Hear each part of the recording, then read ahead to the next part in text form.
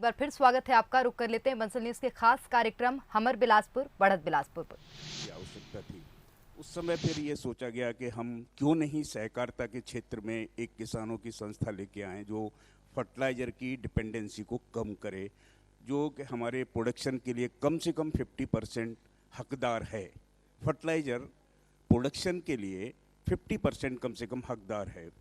तो ये संस्था उस समय लगी। कोरोना काल की जो बात कहें तो आपको ये अभिषेक जी जानकर के प्रसन्नता भी होगी और एक गर्व का भी एहसास होगा कि सारी जितने भी हमारे आर्थिक के पायदान थे सभी में डिटोरिएशन हुआ था। अकेला एग्रीकल्चर थी जिसका 4.1% का इंक्रीज था और उसमें फर्टिलाइज़र का, जैसा मैंने आपको कहा, 50% का रोल है। उस बीच में पीक पैक फर्टिलाइज़र पर किसानों को आवश्यकता थी और इफ़को ने ये कोशिश की, या और इंडस्ट्री के लोगों ने भी कोशिश की कि हम किसान तक उस बीच में भी, मतलब यू कैन इमेजिन कि जो लेबर है उसको मास्क मार करके उनके हाथ बार बार सैनिटाइज से साफ कर बैगन से अनलोड करा करके हम वेयर हाउसेज में मटेरियल पहुंचा रहे थे। वेयर हाउसेज से किसान के सोसाइटीज़ तक या किसान के पास तक ये फर्टिलाइज़र को हमने अवेलेबल कराया है।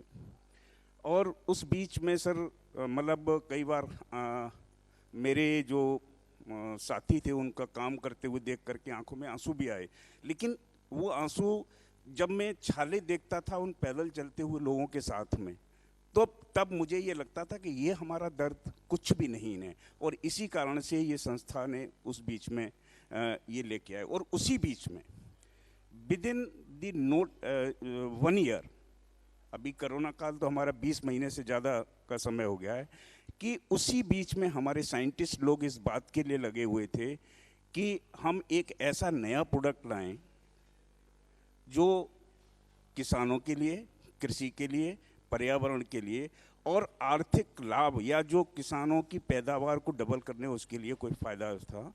एक नया प्रोडक्ट जो कि वर्ल्ड में पहली बार इफ़को में ईजाद हुआ, इसको नैनो यूरिया का नाम दिया गया और ये पेटेंटेड है। वर्ल्ड में कहीं भी ये अभी तक नहीं बना है।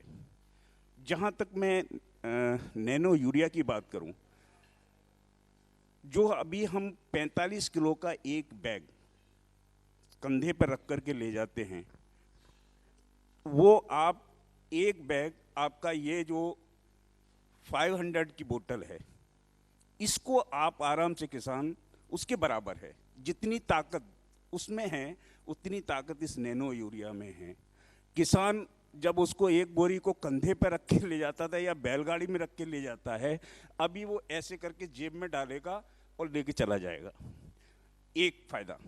दूसरा फायदा, इसमें जो नाइट्रोजन, यानी कि जितनी ताकत मैंने बताई 45 किलो में है, उतनी ताकत इसमें है।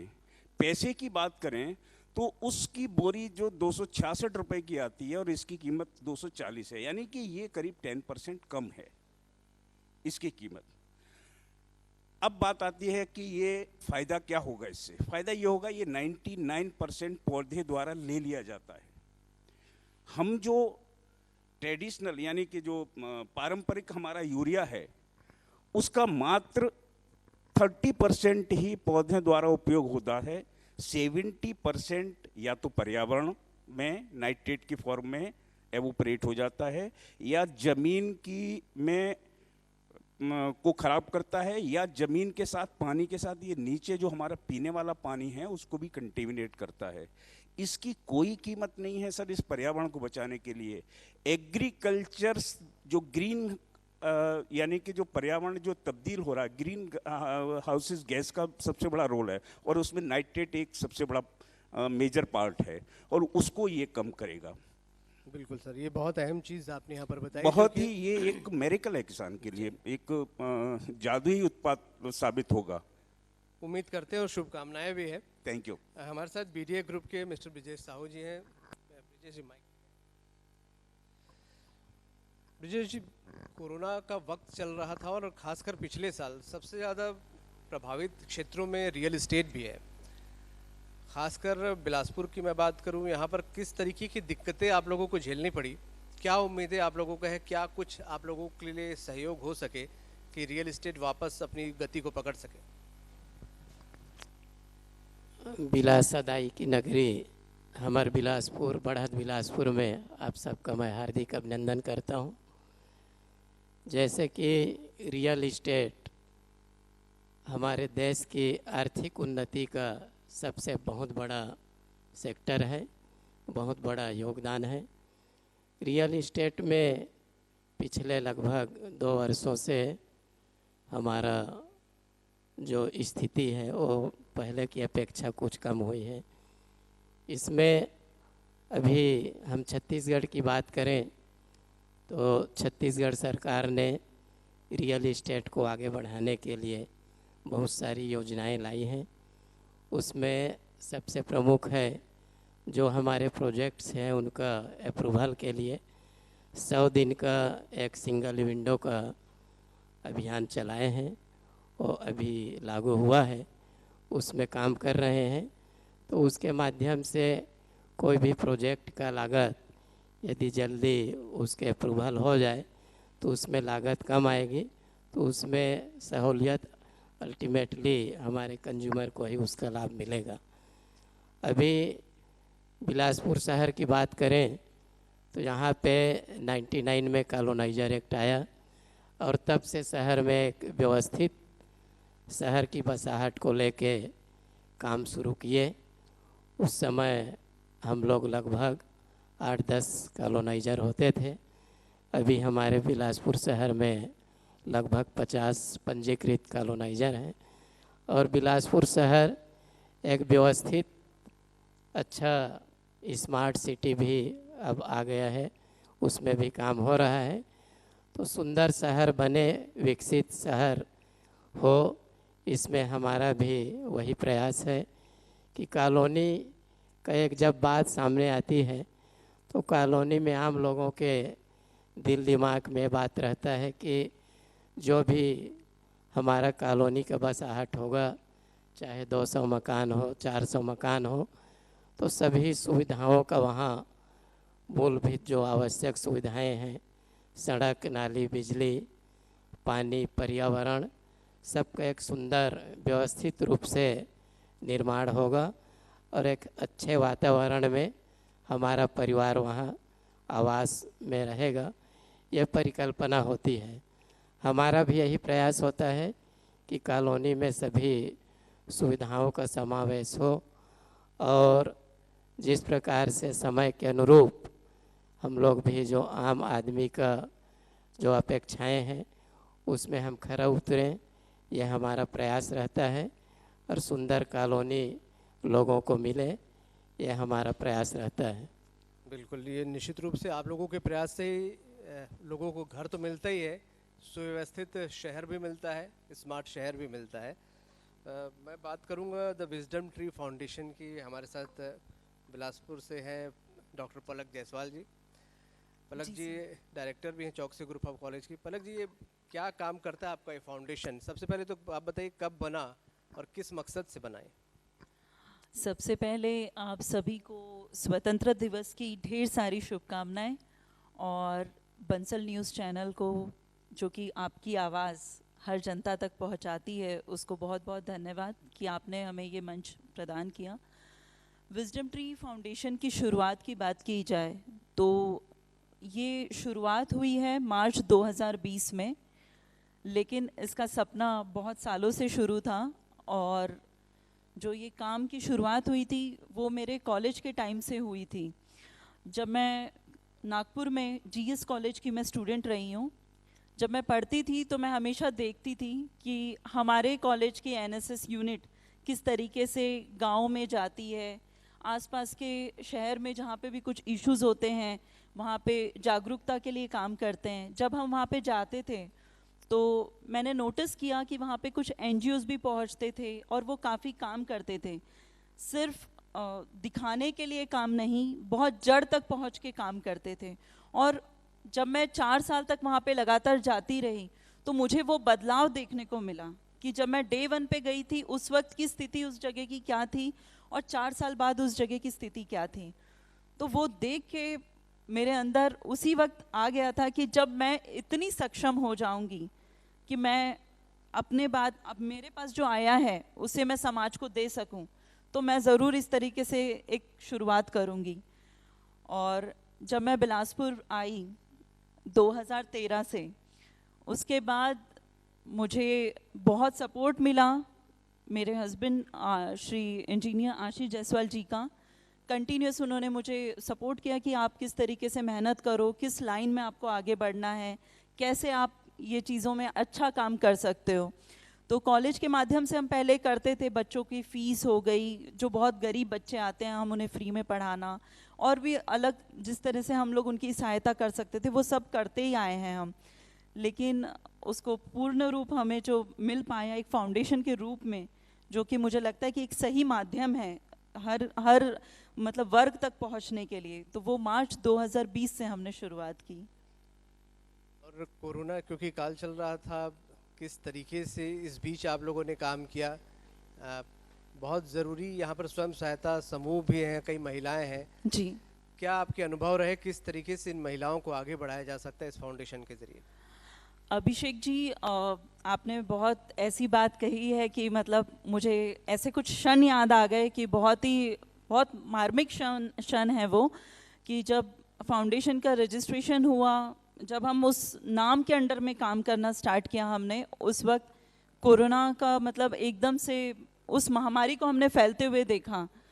जब वो फैल रही थी और हम लोग काम कर रहे थे, तो हमने मतलब ऐसा हुआ कि तब तो आप किसी पर्टिकुलर फील्ड में काम नहीं कर रहे थे, क्योंकि सभी का उद्देश्य सिर्फ एक ही था कि हमें कोरोना के खिलाफ खड़े होके सबको एकजुट होके काम करना है, जिस भी तरीके से आप कर सकते हैं। क्योंकि उस वक्त मज़दूर वापस आ रहे थे अपने घरों की ओर, उसी वक्त बहुत ज़्यादा खाने की दिक्कतें हो रही थी, लोग परेशान थे। ऐसा नहीं है सिर्फ कि गरीब वर्ग ही परेशान था, जो वर्ग सक्षम है वो भी परेशान था कि पैसे एटीएम तक निकालने हैं तो हम जा नहीं पा रहे हैं, हमारी कॉलोनी सील हो चुकी है, हम घरों से बाहर नहीं निकल पा रहे हैं, बच्चे घरों के बाहर नहीं निकल पा रहे हैं। तो हर वर्ग उस वक्त जूझ रहा था, सिर्फ फाइनेंशियली ही नहीं, मतलब इमोशनली, मेंटल तौर पे भी।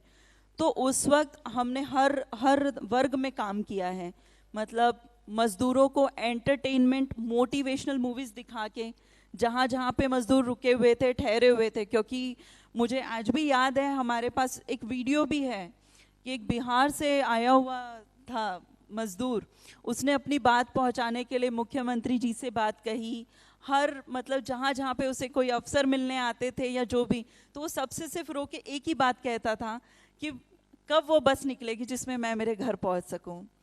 तो वो बहुत ही मतलब ऐसे क्षण थे कि हम लोगों के आंखों में आंसू आ जाते थे, हमें लगता था हम कैसे उन्हें जल्द से जल्द उनके घरों तक पहुंचाएं। तो हालांकि एक विधि होती है हर तरीके से, मतलब एक सिस्टम होता है, आप किसी को भी कुछ भी नहीं कर सकते हैं। तो हमें उन्हें बांध के रखना था उस समय तक के लिए कि जब वो उनकी बसेस उनको उनके स्टेट तक पहुंचा देंगी, तो तब तक हम लोग जाते थे, उन लोगों के पास खाना पहुंचाते थे, उन्हें मोटिवेशनल मूवीज़ और कुछ इस तरीके से एंगेजमेंट में हम रखते थे। उसी के अलावा टोल नाके पे हम लोगों ने मज़दूरों को जो बाहर से आ रहे थे, तो उन्हें उस वक्त बहुत गर्मी भी थी, तो चप्पलें दी, औरतों को सैनिटरी पैड्स, क्योंकि वो एक बहुत ही बेसिक नीड है और हर औरत जूझती है इस समस्याओं से। उसके अलावा गर्भवती महिलाओं की हमने मदद करी। इसी के साथ साथ जब वहाँ पे मज़दूरों को रुकाना था, तो हम लोगों ने अपना सेंटर भी बनाया कि मज़दूर वहाँ पे आके रुकेंगे। 14 दिन के लिए क्वारंटाइन सेंटर प्रोवाइड किया गया, ऑक्सीजन सिलेंडर्स दिए गए।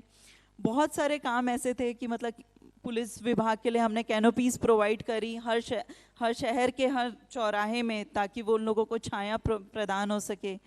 और आसपास के जितने गांव थे वहाँ पे हम जाके जागरूकता कि लोगों को किस तरीके से कोरोना से बचने के लिए क्या उपाय उन्हें फॉलो करना है।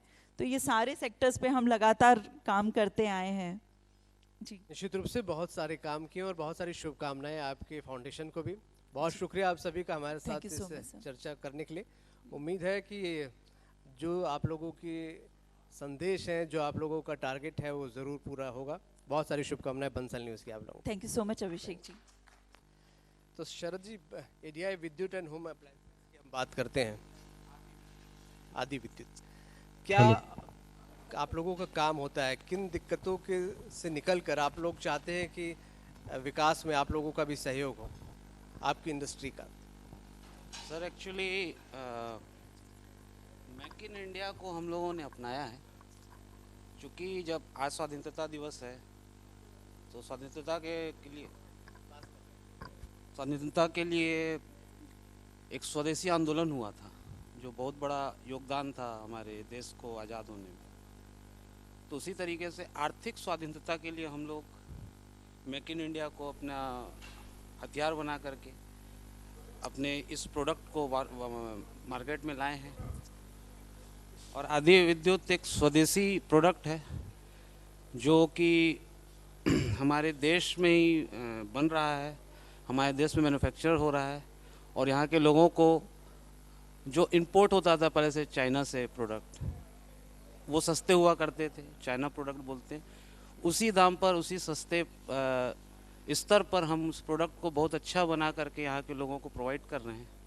तो अभी हमारा एमपी और छत्तीसगढ़ में बहुत अच्छा इसका कार्य चल रहा है और लोग हमारे प्रोडक्ट को पसंद भी कर रहे हैं। तब आप लोगों ने लॉन्च किया था, कोरोना काल उसके बाद आ गया था। एक्चुअली सर मेरा स्टार्टअप 2012 से हो चुका है। 2012 में आदि के नाम से सिंपली था। देन जब कोरोना चालू हुआ उस समय हम एक कंपनी है बॉम्बे की, उनके साथ में मर्ज किया अपनी ब्रांड को। देन हमने आदि विद्युत के नाम से न्यू लॉन्चिंग की। तो इसमें और भी वेरियस प्रोडक्ट आ रहे हैं, जिसमें मिक्सर ग्राइंडर है, आपके इंडक्शंस हैं। पहले हम submersible pump, self priming pump और फैन में हुआ करते थे, अब और भी प्रोडक्ट्स इसमें हमने जोड़ा है। ना कुछ दिक्कतें आपके सेक्टर को भी हुई? कोरोना में सर हमें दिक्कतें ट्रांसपोर्टेशन की आई, फिर भी हम लोगों ने अभी उसका भी एक समाधान निकाला कि कॉमर्स के थ्रू हमने लोगों तक पहुंचाया अपने प्रोडक्ट को। मैं चाहूँगा सर, गुरुप्रयाग पैरामेडिकल कॉलेज की हम बात करते हैं। हेलो हाँ ठीक। तो पैरामेडिकल की हम बात करते हैं तो कोरोना में बड़ा इस्तेमाल हुआ, बहुत ज़रूरत महसूस की गई एक्सपर्ट लोगों की। क्या कोर्सेज लॉन्च किए गए पैरामेडिकल में, खासकर जिस तरीके से कोरोना आया और कमी महसूस की गई, क्या ये कोर्सेज फ़ायदेमंद होंगे आने वाले समय के लिए? ऐसे कोर्सेज होने चाहिए। कौन कौन से कोर्सेज लॉन्च हुए? सर, पैरामेडिकल तो सबसे पहले तो आज हमारे देश का सबसे बड़ा राष्ट्रीय पर्व है, स्वतंत्रता दिवस, जिसकी सभी को मैं बहुत बहुत शुभकामनाएं देता हूं। और आपको बंसल न्यूज़ को बहुत बहुत धन्यवाद देता हूं जो आज के दिन मुझे मंच साझा करने के लिए मिला। जैसा कि आपने पूछा कि कोविड काल में ऐसा कुछ पैरामेडिकल के कोर्स क्या कुछ नए लॉन्च किए, और तो ऐसा कुछ नहीं है। पैरामेडिकल तो बेसिकली पहले से चल रहा था और सभी कोर्सेज थे। जब कोविड नहीं था तब भी पैरामेडिकल की बहुत डिमांड थी, हमारे देश में भी डिमांड है और यहाँ तक बोलूँ कि विदेशों में डिमांड है।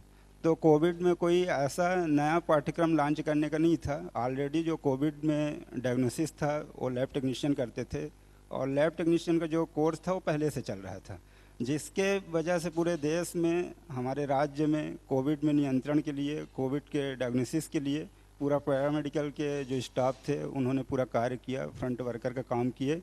और जो हमारे चिकित्सक विशेषज्ञ हैं, चिकित्सक हैं, उनके अंडर में काम करके सहायक के तौर पर उनको कार्य करने के लिए उनके साथ सहयोग किए, जिसमें कोविड में बहुत अच्छा नियंत्रण किया जा सका। बिलासपुर में लोगों की जान गई, मैं मानता हूँ, बहुत से लोगों को, अपने लोगों को खोए, लेकिन फिर भी अन्य राज्यों की तरह, अन्य तरह के जो देखने को मिला उस तरह के छत्तीसगढ़ में नहीं था। काफ़ी अच्छा नियंत्रण था। शासन प्रशासन, हमारे मुख्यमंत्री महोदय हैं लोकप्रिय भूपेश बघेल जी, और जो हमारे बिलासपुर के डॉक्टर्स थे, उन्होंने बिलासपुर वासियों को इस महामारी में बचाने के लिए बहुत बड़ा अपना जान को जोखिम में डाल करके कार्य किए और हम कोविड को नियंत्रण पाने में काफ़ी कारगर रहे, जिसमें पैरामेडिकल की भूमिका महत्वपूर्ण। जी, इसे और कितना बेहतर बनाया जा सकता है ताकि ऐसी महामारियों से लड़ने में मदद मिले? सर, बेहतर तो हर चीज़ को बनाने के लिए रहता है, ऐसा नहीं है। और पैरामेडिकल बेसिकली बहुत छोटा पाठ्यक्रम होता है, 1 साल 2 साल का, और इसको जो संचालित भी करते हैं तो प्रायः रेंटेड बिल्डिंग होती है। अगर शासन प्रशासन से ऐसे कुछ इंस्टीट्यूशन का सर्वे किया जाए जो छोटे छोटे इंस्टीट्यूट होते हैं। नर्सिंग के भी बहुत से इंस्टीट्यूट रेंट में चलते हैं, पैरामेडिकल के भी, मेरा भी रेंट में चल रहा है। तो अगर इनको शासन की तरह से ज़मीन मुहैया करा दी जाए, जिस तरह से गवर्नमेंट सेक्टर को ज़मीन दी जाती है और निवेश किया जाता है, तो अगर ज़मीन भी अगर मुहैया करा दी जाए हम लोगों को, तो उसमें और बेहतर से प्रशिक्षण और ज़्यादा सीटों को हम लॉन्च कर सकते हैं, ज़्यादा लोगों को प्रशिक्षण देने में सफल रहेंगे। तो सबसे बड़ी हमारे सामने अगर कहा जाए कि शासन से कुछ मांग है, तो ज़मीन सबसे दिक्कत है। ज़मीन क्योंकि शहर में बहुत कॉस्टली है और ज़मीन कम होने की वजह से या कि रेंट में चल रहने की वजह से प्रशिक्षण करवाने में उतना ज़्यादा अच्छे से नहीं कर पाते हैं। तो जगह की थोड़ा सा दिक्कत रहती है, बाकी तो ठीक है, कोई दिक्कत नहीं है। बहुत शुक्रिया।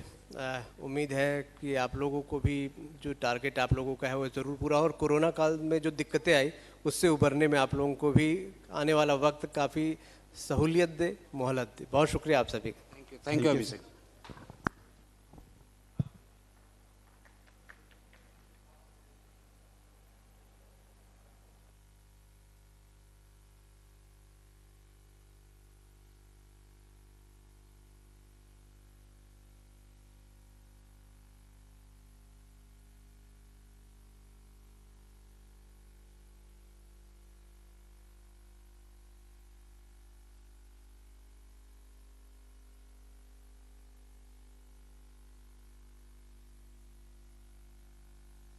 तो श्री त्रिपुरा तीर्थ यात्रा सेवा समिति, राहुल यादव जी। राहुल जी, पहले तो मैं जानना चाहूँगा क्या करती है ये समिति? बड़ा धार्मिक सा नाम है।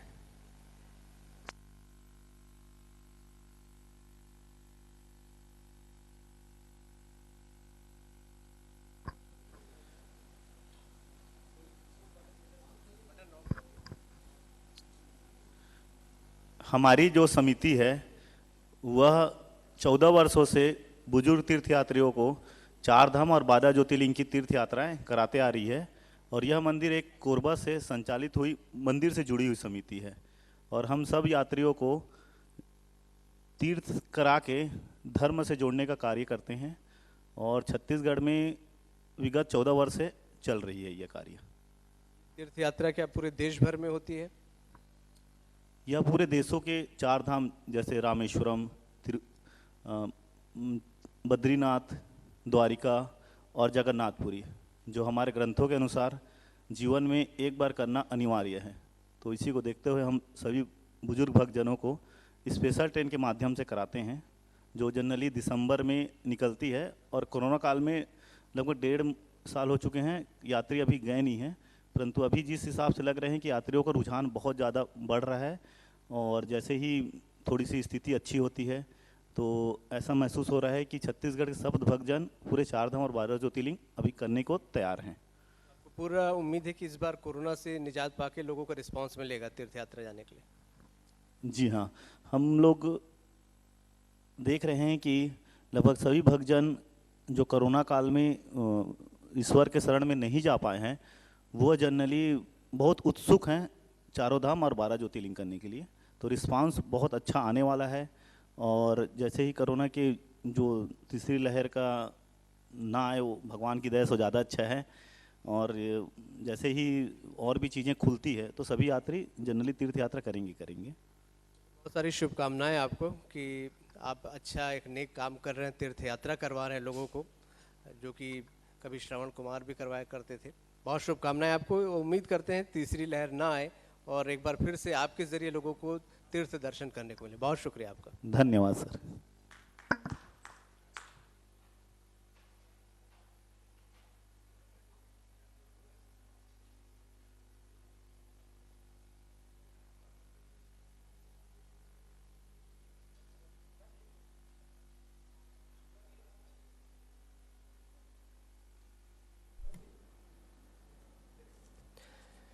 तो हमारे बिलासपुर बढ़त बिलासपुर कार्यक्रम का समापन का वक्त अब आ गया है।